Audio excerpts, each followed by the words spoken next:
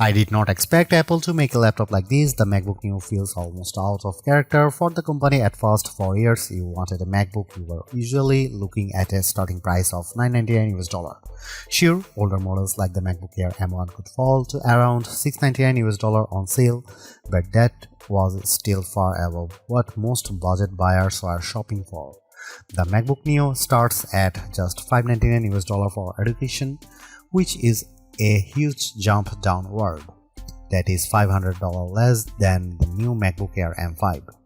And yes, that price is low enough to set off warning alarms, but after testing the MacBook Neo, I think the surprise is not that it is cheap. The surprise is that it is actually good.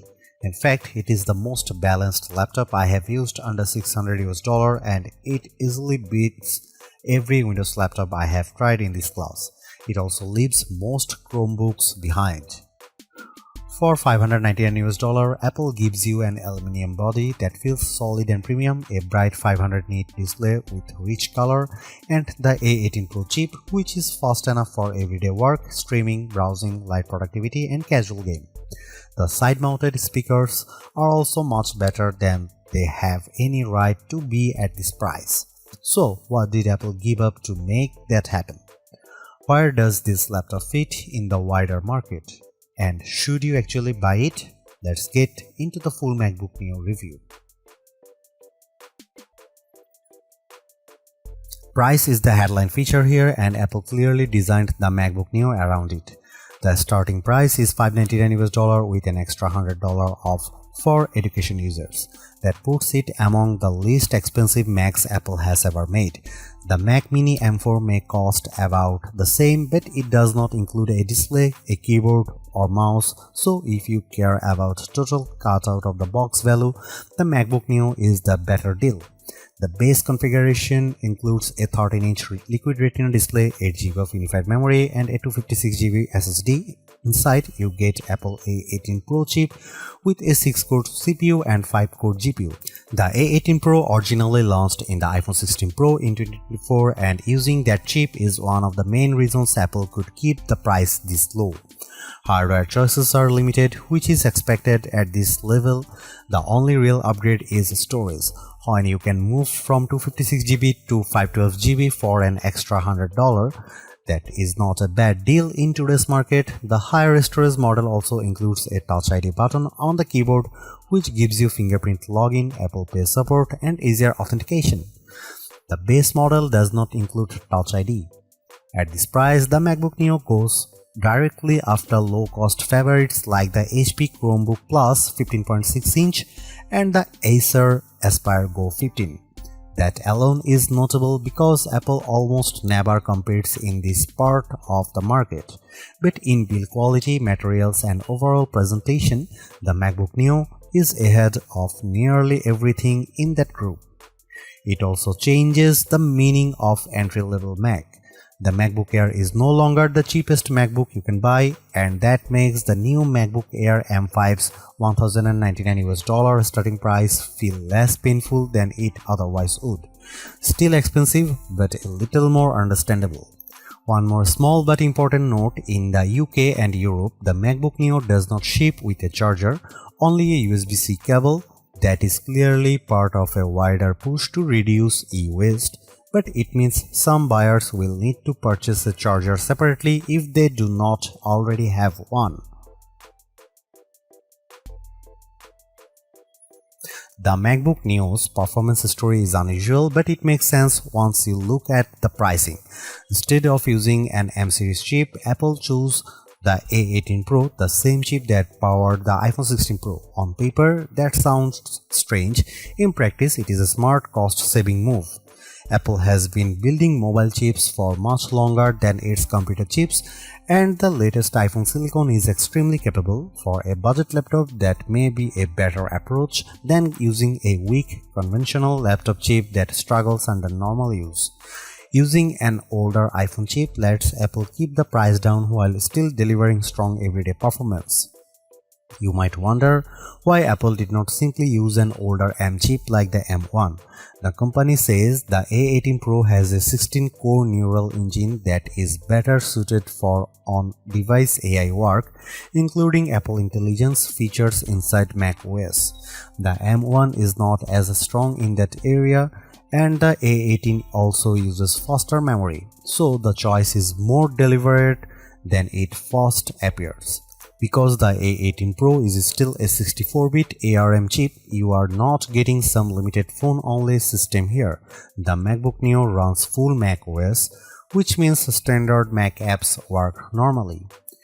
And that matters. This is not a lockdown machine like many Chromebooks, which are limited to a narrower set of apps, or Windows 11s laptops, which are restricted in annoying ways and often push you toward Microsoft Store downloads and Edge browsing. The MacBook Neo avoids that kind of frustration completely. For everyday use, the experience is very good. macOS runs smoothly enough, and while it is not as fast as a MacBook Pro, it is still impressive for a machine this affordable. I would recommend keeping the workload light and realistic. Use built-in apps, office software, browsing, streaming, and basic creative tools, and the Neo behaves well.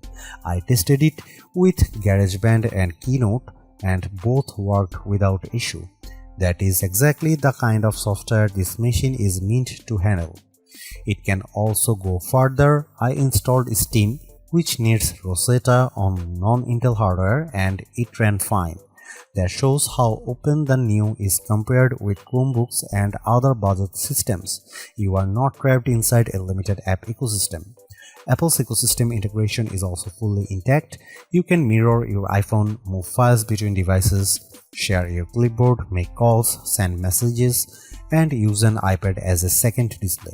I even tested it with the new M5 iPad Pro, which is very uneven pairing in terms of price, but the feature worked great.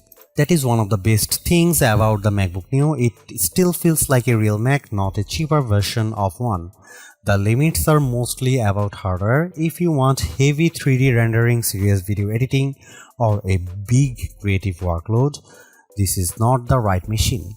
It can do a lot, but it is not meant to do everything.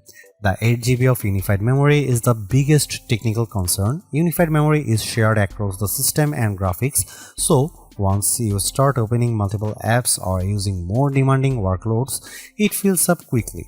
During my testing with Safari, Keynote, GarageBand, and a Steam download running, memory usage reached roughly 6.48 GB to 7 GB. That is very close to the ceiling. And once memory is maxed out, the system slows down. There is no upgrade path here, and you cannot just add more RAM later. So the memory choice has to work for your needs from day one. For light users, it is probably enough. For heavier multitaskers, it is not. If you are planning to use the laptop for more demanding work, the MacBook Air M5 is the better choice because it starts with 16 GB of unified memory. The Neo is a good machine, but it is not built for high-pressure workloads. Gaming is possible too, though not in a high-end way. I got Cyberpunk 2077 running at a playable 30 FPS using the For This Mac preset. It was heavily reduced visually with many settings turned low or off, but the fact that a fanless $599 laptop can do that at all is genuinely impressive. It also plays iPhone and iPad games very well, which makes more sense for this hardware. Overall, the performance is strong for the money. It is good for school, web work, media, and light productivity.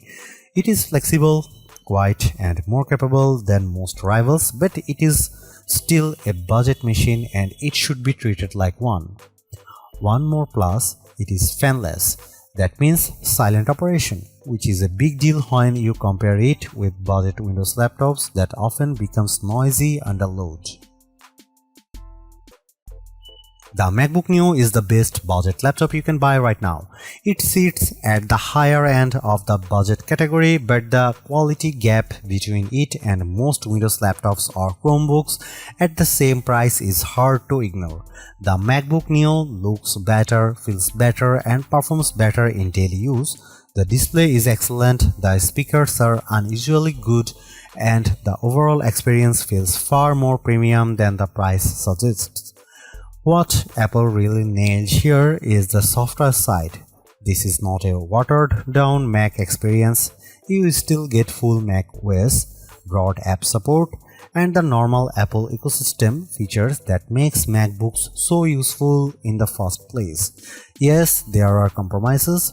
The memory is limited, the keyboard has no backlight, and the USB-C setup is odd, but those trade-offs are easier to accept when the rest of the machine is this well executed. In the end, the MacBook Neo is exactly what a budget MacBook should be. Simple, capable, polished, and worth the money.